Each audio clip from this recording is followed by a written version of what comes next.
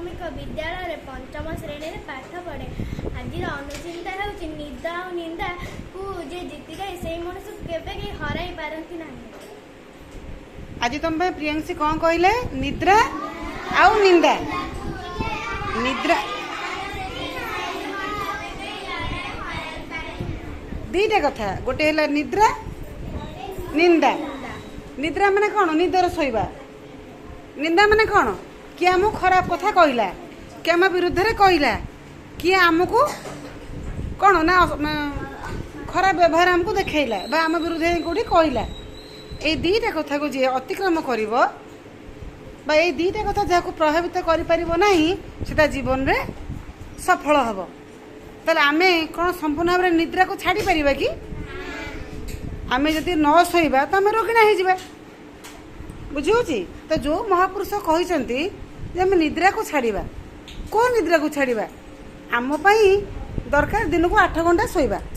जदि आमे राति 10टा रे सोइबा 5टा 6टा बेलू आमर ठीक 8 घंटा हो जाउची आम निद्रा ठीक कंप्लीट हो जाउची। आमे तो ठीक निद समय न सोईकी राति 12टा 1 पर्यंत मोबाइल चलेबा फिल्म देखा अनिद्रा हवा कि दिन में आम शोवा।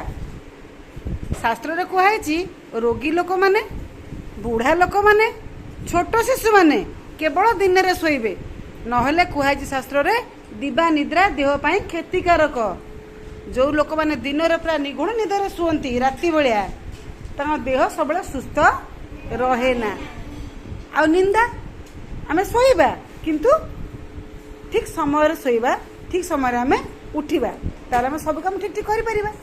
निंदा अर्थ कौन मत किए खराब पीढ़ी कहला कि मु जानी मु कौन एवं मो प्रियांशी कह प्रियांशी तो अति दुष्ट पिलाटा खराब पिलाटा किंतु प्रियांशी आदौ मन दुख करनी ठीक अच्छे गुरुमा कहले कहले मु तो भल लोक मत कहतु ताहले से मो कथा को मन में ग्रहण करनी कि अजथा मन दुख कर बुझेगा एथर।